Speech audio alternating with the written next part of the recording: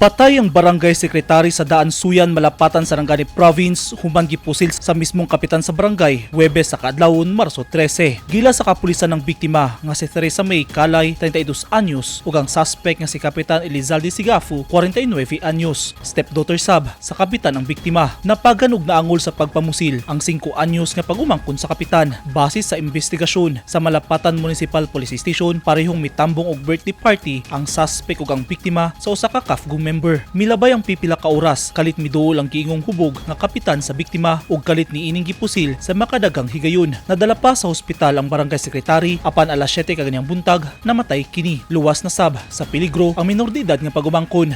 Naa sa isa ka birthday celebration ang i-invite si Cap tapos moto ni Adtos na dito ang secretary tapos wala na ay inuman na ba?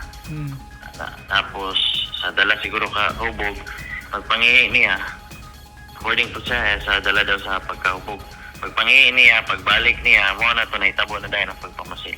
Sumala sa kapulisan, selos ang usa sa ginalantaw nila nga motibo sa pagpamusil. May na-recovered nga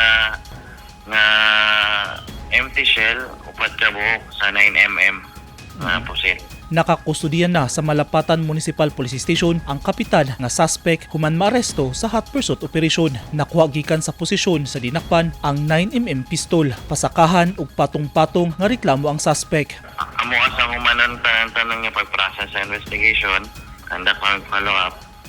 And so far, most likely murder and tungod sa gun ban, the violation sa Kamalik Resolution 11067 and sa bata po, most likely physical injury serious. Sumala sa Malapatan PNP, isolated case ang nahitabo o giawhag ang kooperasyon sa publiko aron malikayan ang susamang insidente.